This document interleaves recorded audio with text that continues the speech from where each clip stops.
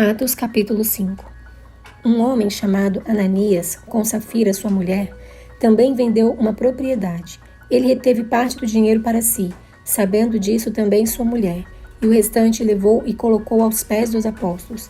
Então perguntou Pedro: Ananias, como você permitiu que Satanás enchesse o seu coração ao ponto de você mentir ao Espírito Santo e guardar para si uma parte do dinheiro que recebeu pela propriedade? Ela não lhe pertencia e, depois de vendida, o dinheiro não estava em seu poder? O que o levou a pensar em fazer tal coisa? Você não mentiu aos homens, mas sim a Deus. Ouvindo isso, Ananias caiu morto. Grande temor apoderou-se de todos os que ouviram o que tinha acontecido. Então os moços vieram, envolveram seu corpo, levaram-no para fora e o sepultaram. Cerca de 3 horas mais tarde, entrou sua mulher, sem saber o que havia acontecido. Pedro lhe perguntou: diga-me, foi esse o preço que vocês conseguiram pela propriedade?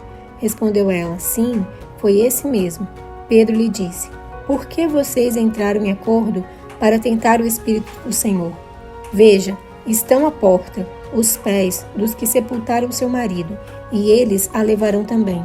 Naquele mesmo instante, ela caiu morta aos pés dele.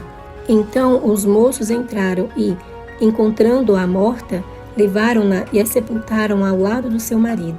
E grande temor apoderou-se de toda a igreja e de todos os que ouviram falar desses acontecimentos. Os apóstolos realizavam muitos sinais e maravilhas entre o povo. Todos os que creram costumavam reunir-se no pórtico de Salomão. Dos demais, ninguém ousava juntar-se a eles, embora o povo os tivesse em alto conceito. Em número cada vez maior, homens e mulheres criam no Senhor e lhes eram acrescentados, de modo que o povo também levava os doentes às ruas e os colocava em camas e macas, para que pelo menos a sombra de Pedro se projetasse sobre alguns, enquanto ele passava.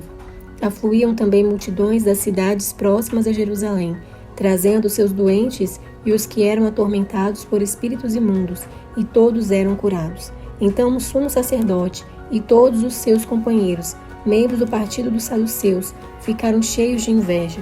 Por isso mandaram prender os apóstolos, colocando-os numa prisão pública. Mas durante a noite um anjo do Senhor abriu as portas do cárcere, levou-os para fora e disse: dirijam-se ao templo e relatem ao povo toda a mensagem desta vida. Ao amanhecer, eles entraram no pátio do templo, como haviam sido instruídos, e começaram a ensinar o povo. Quando chegaram, o sumo sacerdote e os seus companheiros convocaram o sinédrio, toda a assembleia dos líderes religiosos, e mandaram buscar os apóstolos na prisão. Todavia, ao chegarem à prisão, os guardas não os encontraram ali. Então, voltaram e relataram: encontramos a prisão trancada com toda a segurança, com os guardas diante das portas, mas, quando as abrimos, não havia ninguém. Diante desse relato, o capitão da guarda do templo e os chefes dos sacerdotes ficaram perplexos, imaginando o que teria acontecido. Nesse momento chegou alguém e disse: os homens que os senhores puseram na prisão estão no pátio do templo ensinando o povo.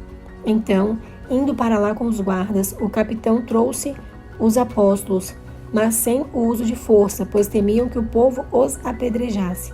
Tendo levado os apóstolos, apresentaram-no ao sinédrio para serem interrogados pelo sumo sacerdote, que lhes disse: demos ordens expressas a vocês, para que não ensinassem neste nome. Todavia, vocês encheram Jerusalém com sua doutrina e nos querem tornar culpados do sangue desse homem.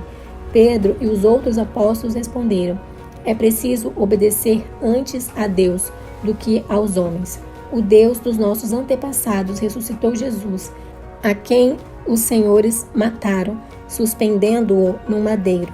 Deus o exaltou, colocando-o à sua direita como príncipe e salvador, para dar a Israel arrependimento e perdão de pecados. Nós somos testemunhas destas coisas, bem como o Espírito Santo que Deus concedeu aos que lhe obedecem.